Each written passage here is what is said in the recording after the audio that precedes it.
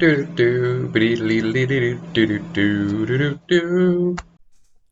and today I'm going to show you how to make a creamy mushroom pasta with squid ink noodles.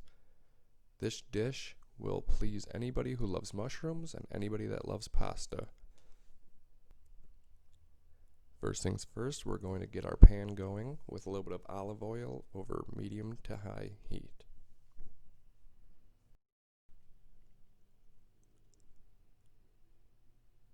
Once that oil's gotten up to temp, we're going to be able to throw in our mushrooms along with some salt and pepper. The salt is going to be able to help draw out some of the moisture in the mushrooms while they're cooking to help with the cooking process. Mushrooms are actually made up of about 90% water, and a single portobello mushroom can contain more potassium than a banana.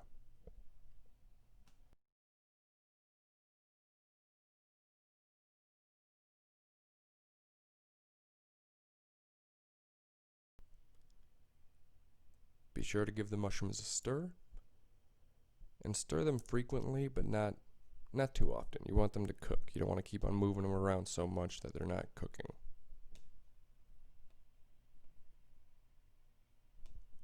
So while those are going, we can prep our onion and our garlic. So here I've just got standard large onion, which I'm going to peel away the skin, and we are going to dice.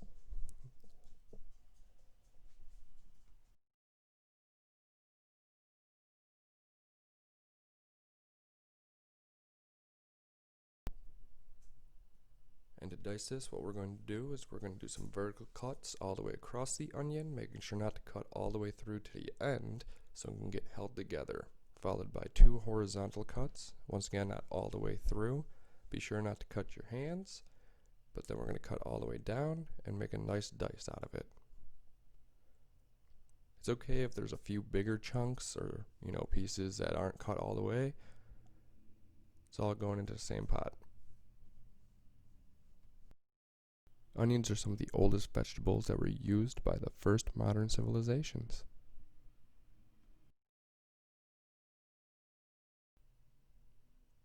Up next I've got garlic, which I'm going to be using 2 cloves. I'm going to give them a little bit of a crush to help me take away the skin.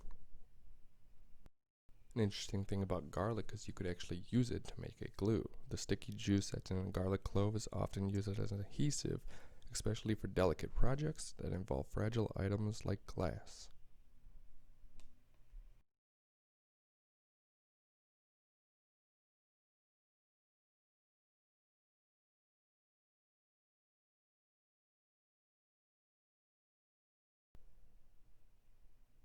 Once all the skin is removed, I'm just going through with a simple chop.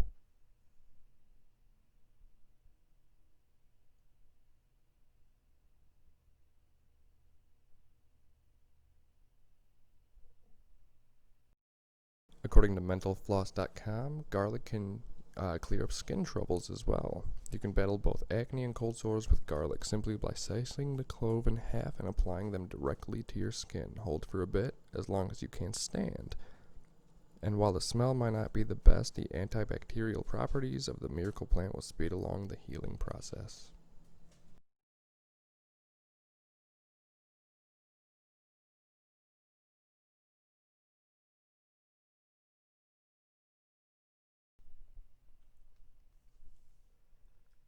Now we move on to our herbs. Here we have rosemary, and we have some thyme.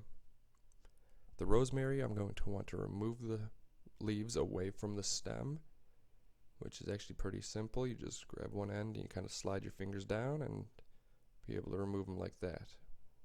With the thyme, I bought it a couple of days ago, so the stems on it were very weak and loose, so I was able to just chop them all the way through without having to waste any time.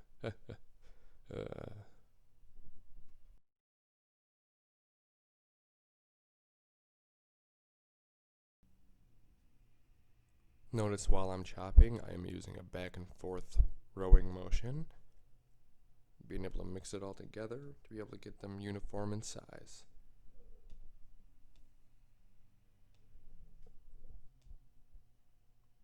Rebundle it all together and then continue to chop again. as it spreads out across your board.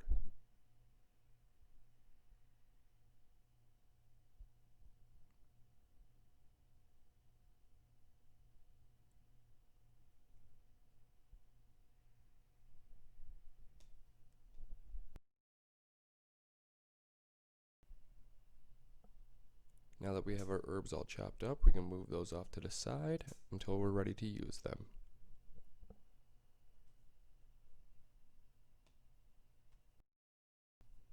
Checking out our mushrooms, you can see that they've started to cook down a little bit, which is okay. Go ahead and give them a nice little stir.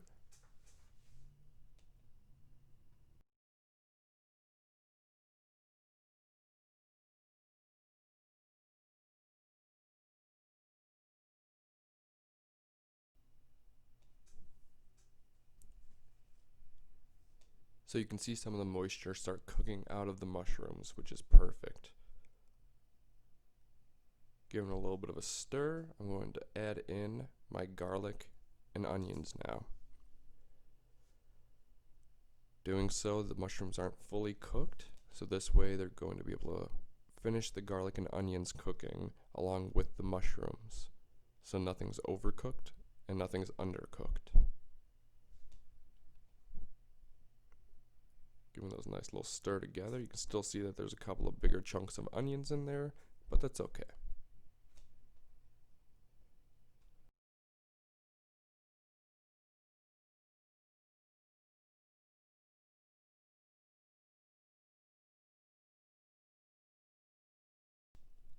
Here you can see that the garlic and onions are becoming translucent at this point, and the mushrooms are still cooking, releasing some more of that liquid. You can see all that steam rising up away from the pan. Fun thing about steam, interesting little fact, the steam engine inventor Thomas Newcomen was born on February 24th, 1664. Steamship inventor Robert Fulton died on February 24th, 1815.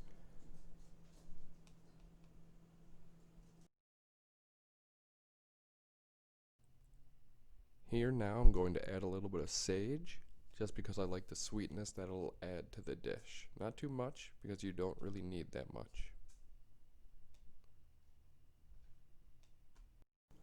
Sage is actually part of the mint family, alongside oregano, lavender, rosemary, thyme, and basil. And over the years, studies have shown the various health benefits of sage have grown in number.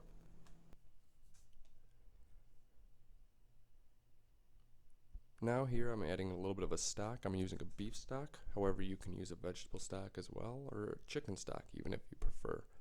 I just prefer the beef stock because I like the flavor that it'll give. I'm going to give that a nice little stir and bring the beef stock up to a little bit of a simmer and try and reduce it down a little bit.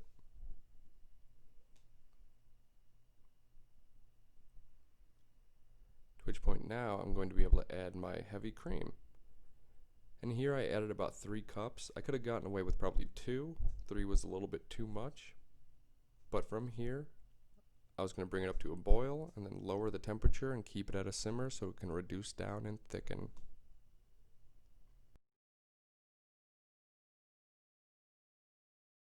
Be sure to stir frequently and make sure you monitor the temperature, because the last thing you want to do is burn it or have the cream separate. Check for seasoning and adjust as well. Here I need a little bit more salt and pepper.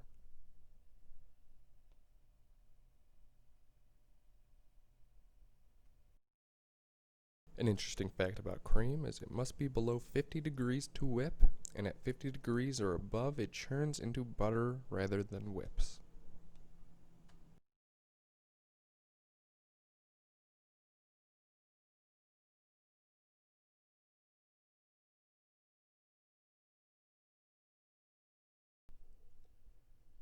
At this point I was able to add the herbs that I chopped up, the rosemary and thyme, because in cooking you want to start with seasoning and finish with your herbs.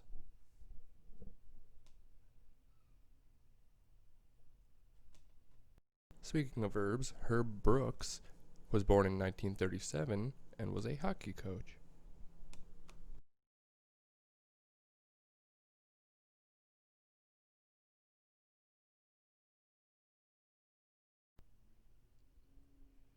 see here that it's starting to come up to a simmer, so I lowered the temperature on it to keep it at that simmer.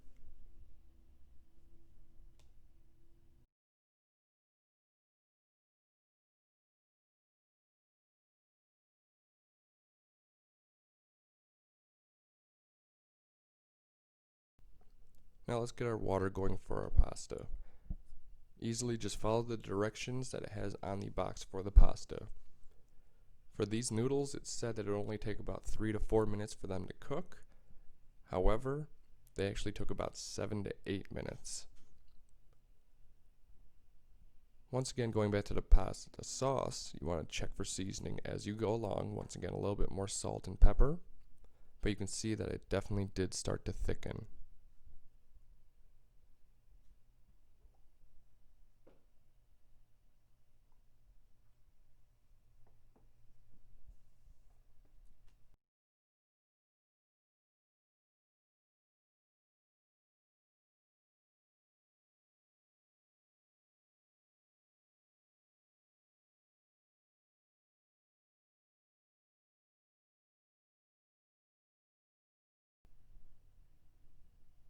Now that our water is up to a boil, I'm going to be able to get our noodles in there. If you also notice, I also seasoned the water liberally with salt. And I knew that these noodles were going to take a little bit longer than what the instructions said, just based off of how they were going into the pot. Usually you can kind of fold them around and they'll break down fairly easily, and you'll be able to fold them in. This took a little bit more effort.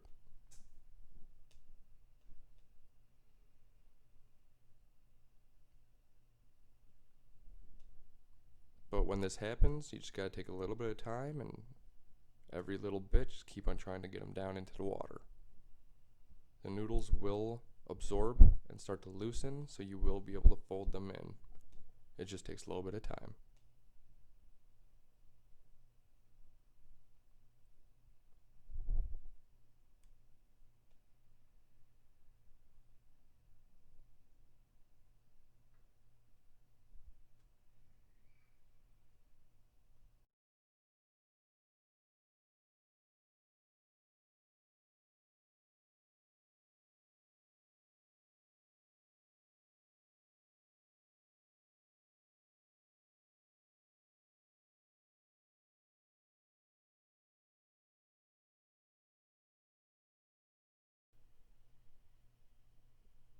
After about 7 to 8 minutes, my pasta was done, so I was going to go off and drain them.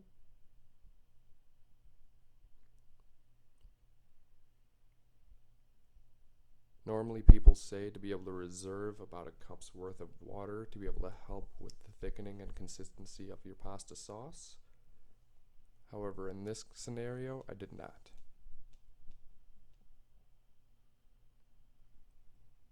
Looking back at our sauce, you can see that it's still thickening up slowly though. So I decided to try and give it a little bit of a help by using a cornstarch mixture. So basically with a cornstarch mixture, all you have to do is take cold water and mix it with cornstarch and then pour it into your sauce. Once it comes back up to a boil, you should notice that it has thickened significantly. And in this case, you can see almost immediately it thickens my sauce. With this being done, I shut off the heat and I removed it from the burner. Remember, with electric appliances, even if you shut off the heat, the burner will still have heat to it, so it's better just to remove the pan to make sure that you don't burn it.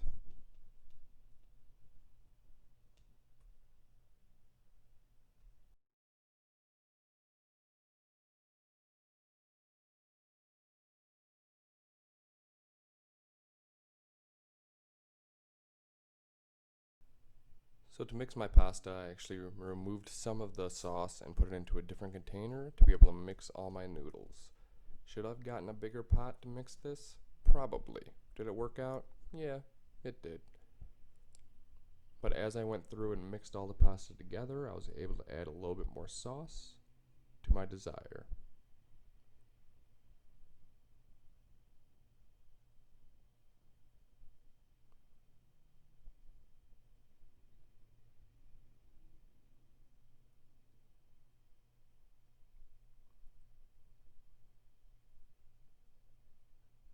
as you can see, the burner's actually been off for a solid 2 to 3 minutes now, and the stovetop is still very hot. As you can see, the sauce that I spilled was actually simmering, basically.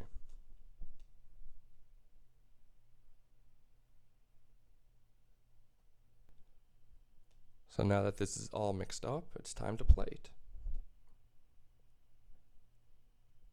And for pasta, a simple plating method that you can use is using a big spoon underneath when you can twirl the pasta up and around to make a nice little mound of pasta.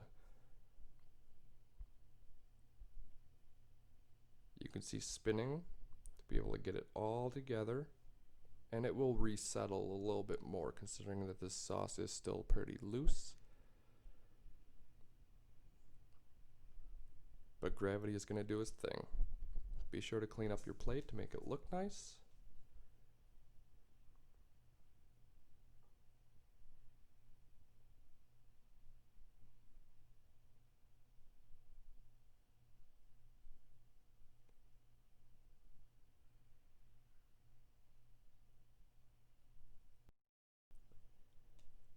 Now we're going to top it with a little bit more sauce.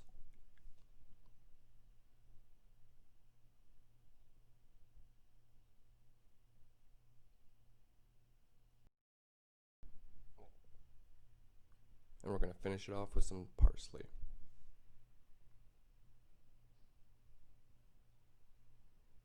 Now I made this pasta as an entree, which you'd be able to eat by itself with a couple of slices of nice toasted bread, or even if you wanted to, you can use this as a side dish to go along with your favorite chicken and various other vegetables. Overall is a flavorful mushroom dish that is bound to please anybody.